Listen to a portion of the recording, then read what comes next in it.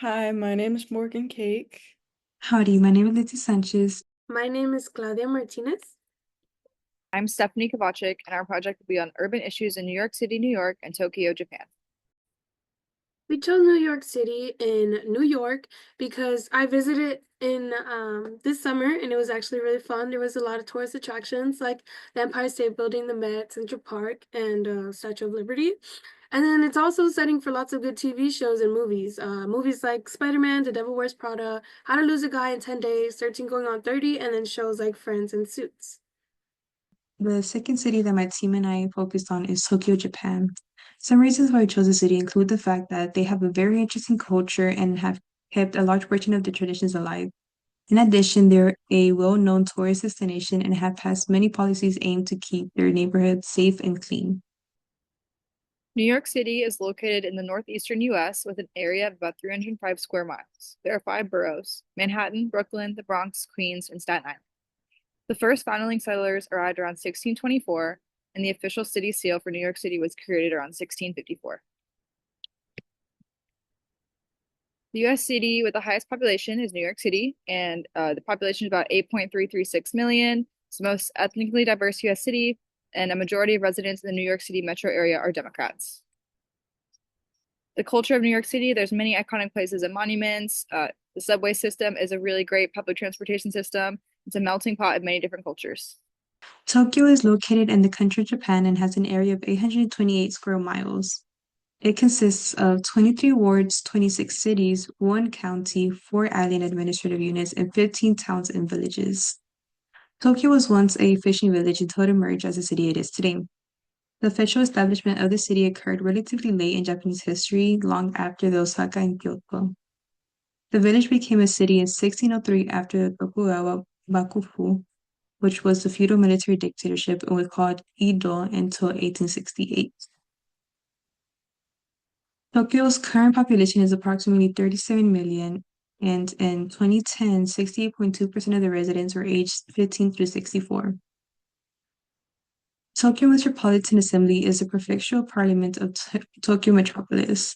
The four largest established national political parties of the past decade are the Liberal Democrats, Komeito Communists, and these four political parties are represented in the Tokyo Assembly.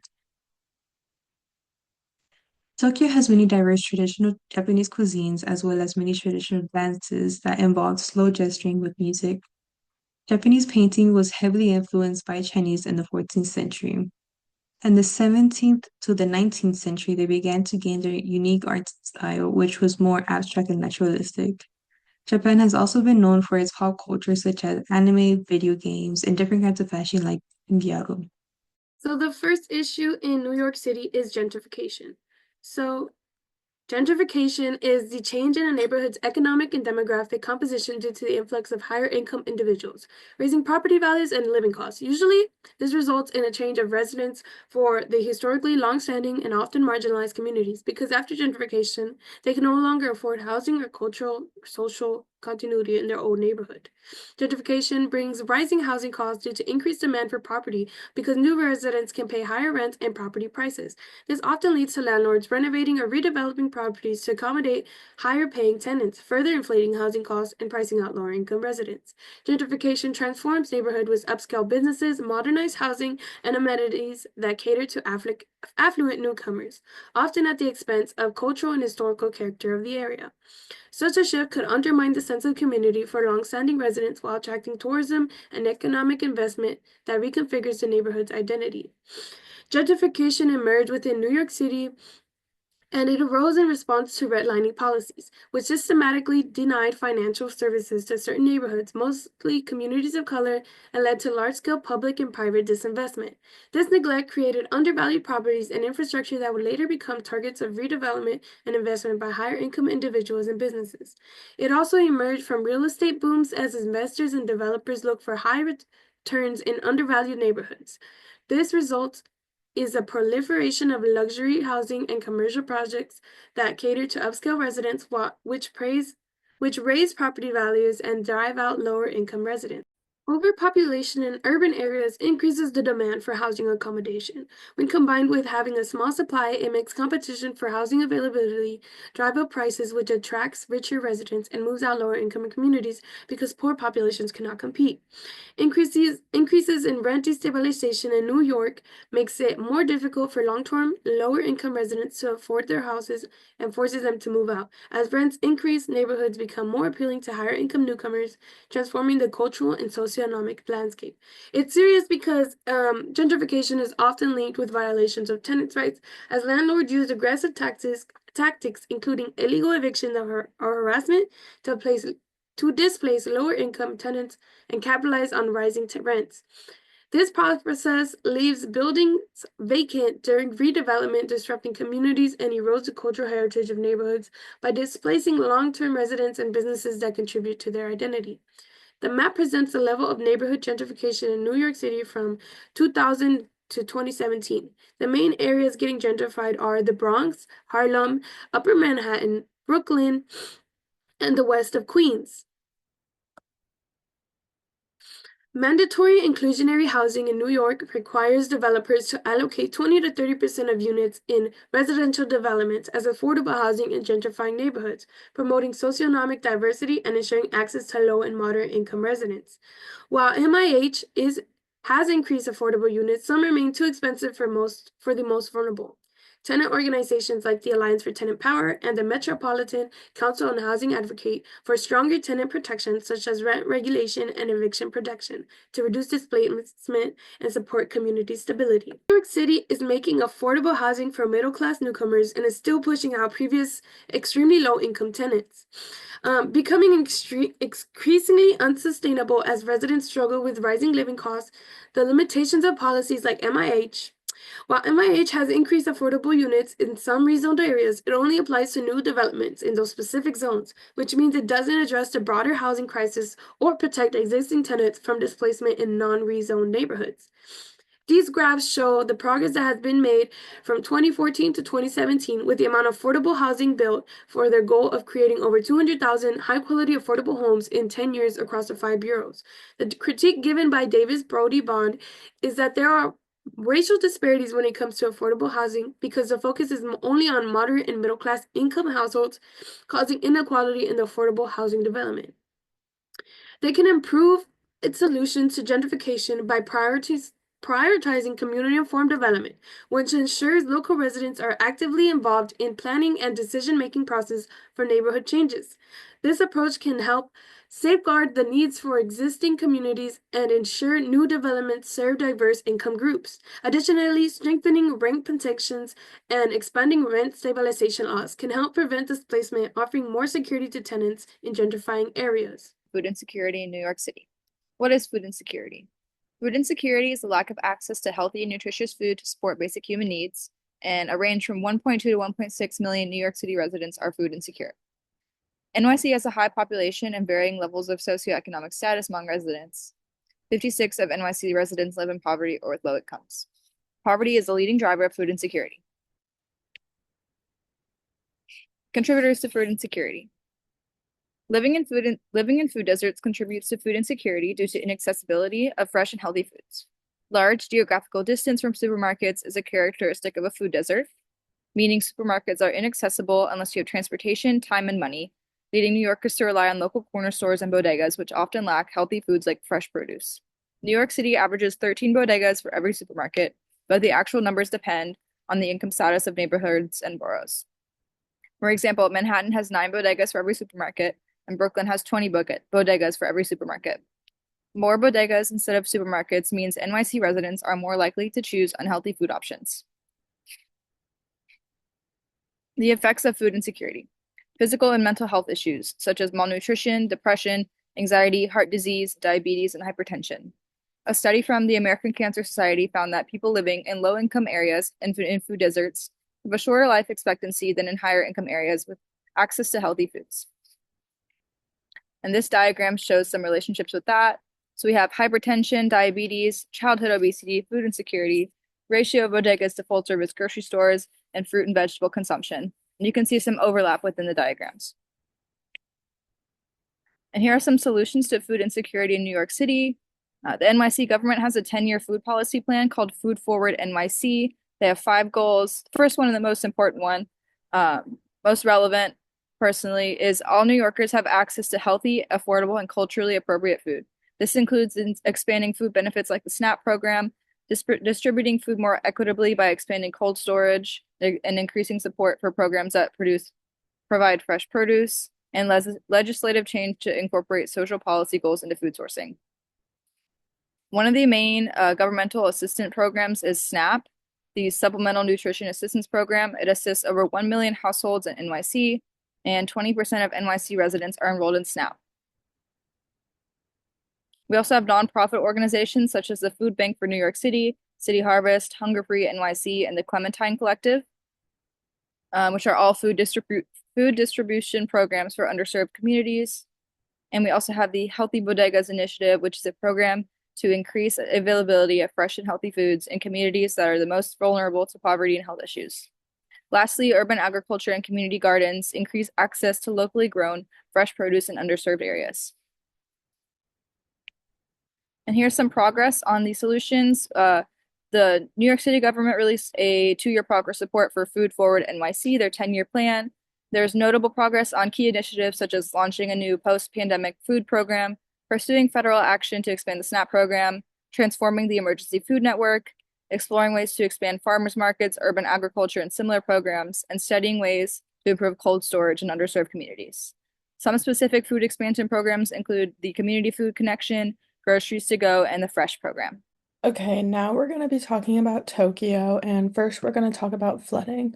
So, Tokyo has experienced a lot of particularly dangerous flooding, especially in recent years. And there's many reasons that are causing the flooding. So, first, the location. About 20% of Tokyo is actually located below sea level, but 1.4 million people live in this area. Typhoons and heavy rainfall are also very prevalent, which easily causes flooding.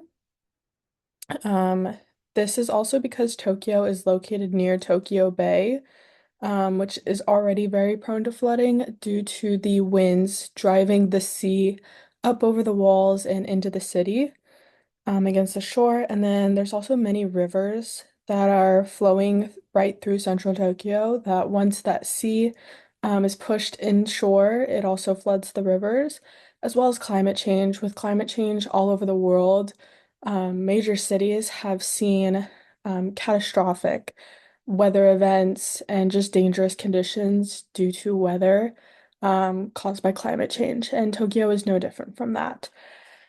So Tokyo has faced a lot of negative effects from the flooding, such as damage to property that has completely damaged or wiped away homes, businesses, and other necessary infrastructure.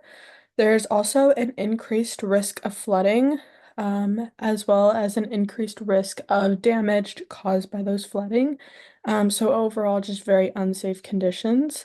There's also a lot of injuries and fatalities that come with flooding due to the dangers of not only the flooding, but also the businesses and homes and pieces of just building that have been taken away that can easily cause injuries. And then with that, victims of floods tend to have higher medical costs and use a lot more healthcare services than people that are not affected by flooding. So these are some charts that kind of show the amount of money that has been caused by the flooding, the damage. So this is all in yen. That's their currency out in Japan. And then the other graph includes the fatalities and the amount of flood control investment that the government has also put in. So the solutions.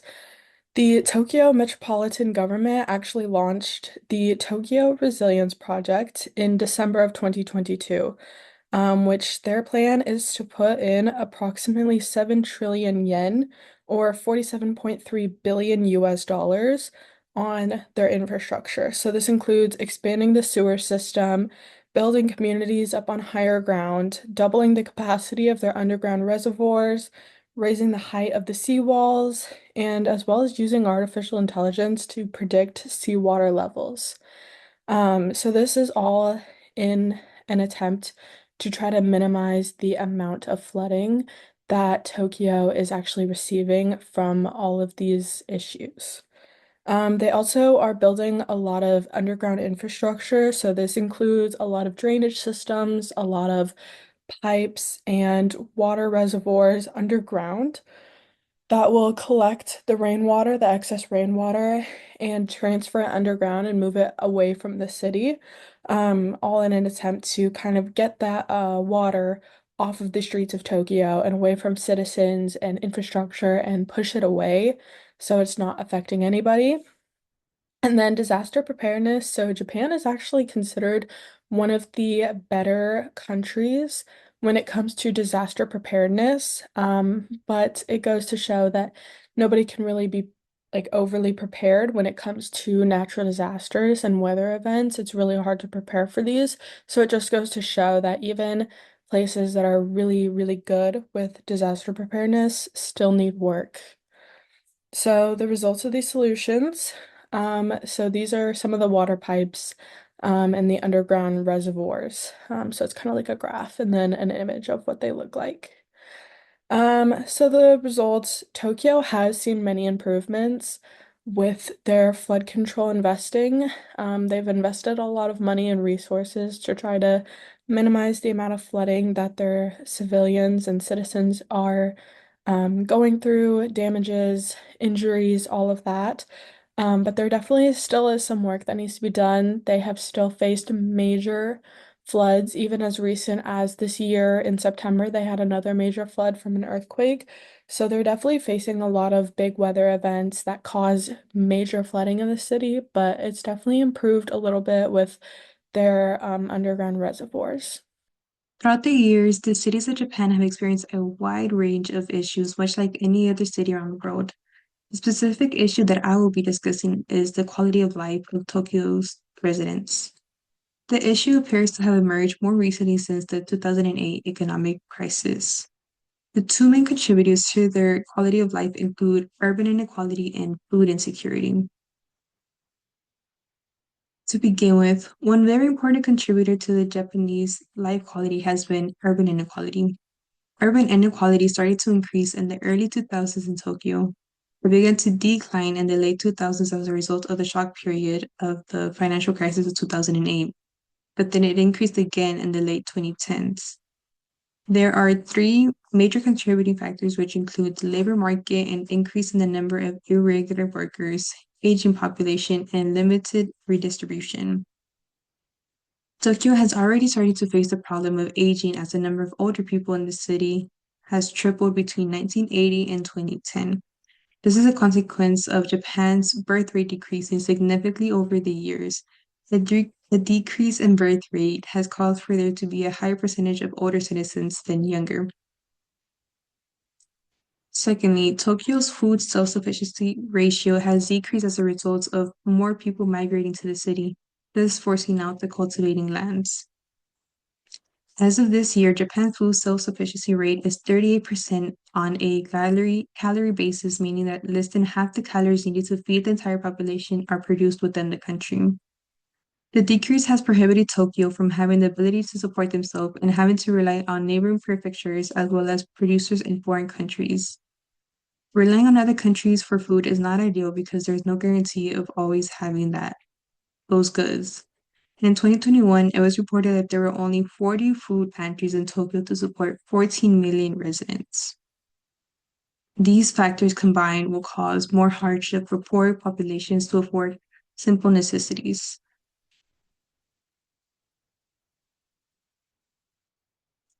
There have been solutions that have been taking place, and in regards to tackling the population, there have been two major plans that the government is currently working on.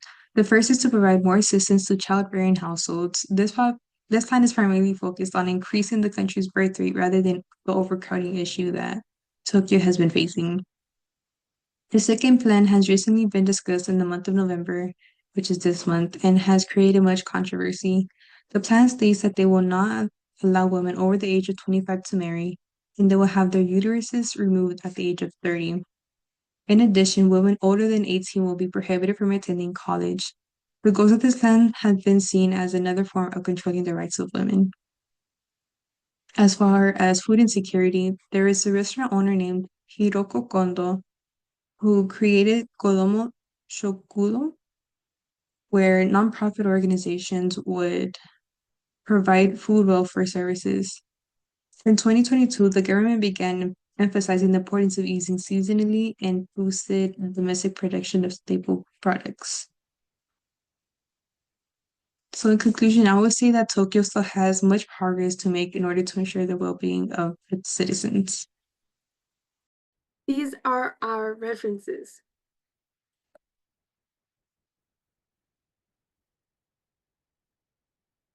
Thank you.